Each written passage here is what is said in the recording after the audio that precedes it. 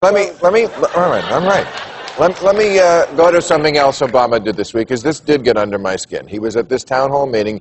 He was asked a question. The question was, with over 1 out of every 30 Americans controlled by the penal system, why not legalize, control, and tax marijuana to change the failed war on drugs into a money-making, money-saving boost to the economy? Do we really need that many victimless criminals? Let me show you his response.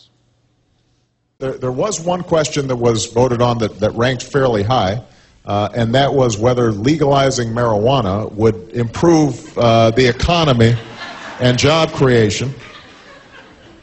And I don't know what this says about the online audience. The answer is no. I don't think that is a good strategy to grow our economy. See, a couple of things are infuriating about this. What? First of all, we know how you mad.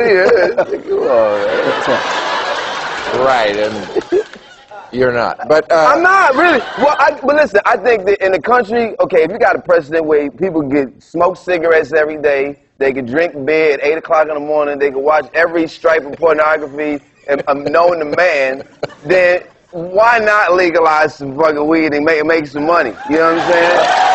okay. I mean, by the criteria that's already set in the society as it is. You know, you're saying you can't smoke to, you know, I've seen 6-year-olds smoking going to school. I know that everybody, I mean, making money doesn't seem to me to be the point. You know, I mean, this is the legalizing marijuana question. It's because the police don't want to police it. You know, I mean, everybody who talks about this in every country of the world says this is not a crime. You know, it doesn't lead on to... But it is a big moneymaker. Well, you know, that's a subsidiary. Sometimes money is not the first thing. But it is now that we're in such need of money. Oh, we think this... Oh, so we print dollar bills from green stuff?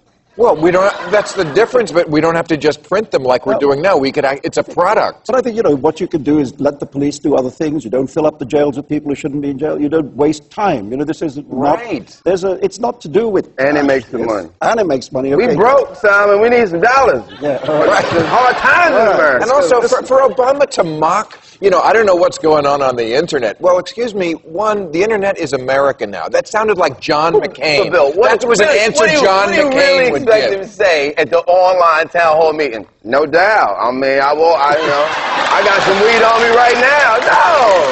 He's not going to say that. Of course he's going to be like, come on, kids. You know what he got to say. He's the president of the United States. You know? Well, he could have given a better answer than that. He really lost me. He's trying to get off the subject so they'd be like, I told you. He got so much damn scrutiny on him. See, that's what happened when you're the black guy with the job, okay? You're the black guy with the job.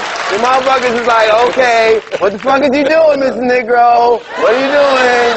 What are you doing? See, he's coming here trying to change shit. He got casual Thursdays and Fridays. Okay, he's going through that. And I say, you know, in general, I would like him to just stop with the bipartisan stuff. Right. You know, I mean, this trying to bring the people he's just defeated along so that they can veto his policies, etc. There ain't any other country in the Western world which behaves like that. You win the election, you run the country. Thank you. Of course they're not going to agree with him, and of course they're going to try and block him at every turn.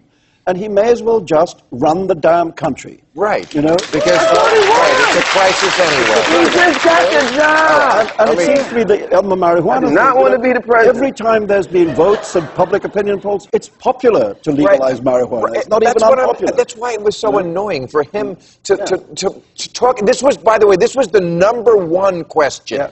The #1 question that everybody asked. So for him to marginalize, like, oh yeah, right, those nuts online, those pothead commie fag pinkos online. He's already under a bunch of scrutiny. Now you don't want to be the See, this vice is what you're president? doing. You're loyal to the person, No, I'm not not the listen, principle. listen, I'm a skeptic. I barely voted to say the least. I'm a skeptic. I believe in Okay. Bigfoot before I believe in the shit that they I tell know. me. I'm serious. I know you do. Bigfoot is more that's plausible to me than that shit. But all right. I'm not I gotta- an Obama loyalist. I'm just All saying, right. be cool. Bigfoot, I got to bring out, we got Big Ego waiting over here.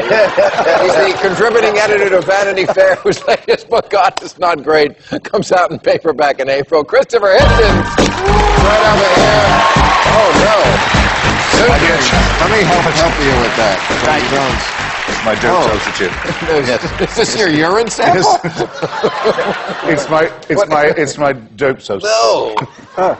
Chris, I love you because, you know, for years, you. people have been coming out on talk shows with alcohol and hiding it. Not you. Not I. They, like, put it in a cup like this. Chris is proud. He's like, this is scotch, fuck you. Look, well, in the case of Christopher, it's far too late to hide it.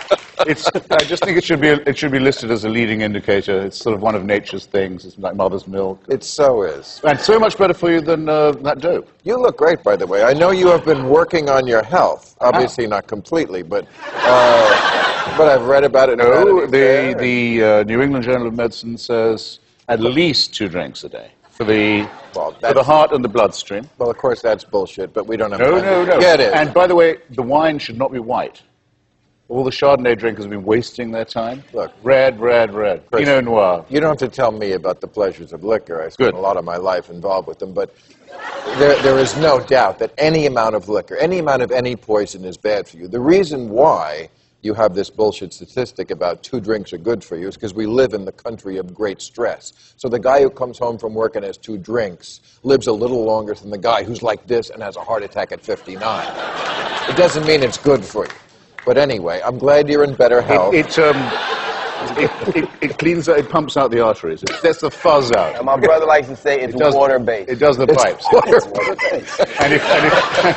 And if water rots the soles of your boots, what do you think it does to your intestines? Right. Yeah, okay. Fish is fucking it, as Mencken used to say about water. Right. Now, we were just talking about the drug situation. Yes, Obama, I heard. That's and why Hillary is in Mexico talking about this right now, trying to convince the Mexican government that America is not a failed state. And she said something she said, clearly what we're doing hasn't worked. We have been pursuing these strategies, talking about the drug war, for 30 years. But then she said, we're going to keep doing them, which to me is the classic definition of insanity. That was the very definition. Always doing the same thing and expecting a different result. One word, prohibition. Remember how brilliantly that worked. Right. No one learns from it. Another word, Afghanistan. Afghanistan hasn't got an economy except one crop. One word? Opium. It isn't wine. Right. It isn't listen. We say to the Taliban, we insist that you have all the profits of this crop. We wouldn't touch it. We want you to have all of it. Have all the money and all the popularity that comes from helping the farmers grow it. Another word, medicine. This stuff creates painkillers. Opium is the only way you can make an analgesic. There's a world shortage. OxyContin. We pay. Rush Limbaugh's we pay the Turks. Yeah. Well, and he feels no pain. We pay the Turks. We pay the Turks to grow opium in Turkey. We pay them so that painkillers can be made. Why don't we give that contract to the Afghans? Well, while you're fighting the Taliban, we will not to disagree with you at all, Chris. My dear Salman, but please. But they double crop the fields. There's an opium crop and a heroin crop. So what you're doing is creating 40% of the world's heroin in that area. And what, you're suggesting we legalize that? I would, yes. Yeah? Yes. In England? And where does that come? Comes here. Right. Do you think anyone who otherwise would not want to do heroin would do it just because it's legal? If it was legal, would anyone here do heroin tomorrow because it was easy to get? And what is the I income? wouldn't. What's the income of that heroin being used to do? It's being used to fund the most radical Islamic groups in the world. it's because we give them a monopoly on it, Salman. We give them a monopoly on it. We say, you have it. We could say the stuff will be pure, it won't be cut, it won't be run by terrorist gangs, and you can get it on prescription if you insist. We could make a national health system on the revenue. And we can make things that are genuinely medicine. As with marijuana, for example, it's well known to cure glaucoma. It's well known to be a wonderful specific against the terrible nausea that comes from chemotherapy. I was on TV with one of William Buckley's editors, National Review, Dick Brookhiser, ultra-conservative guy, who told me he had cancer of the testicles. Buckley he was throwing up. He couldn't hold anything down while he was on chemotherapy. Marijuana made it go away. He's alive because of this stuff. I'm sorry, you know.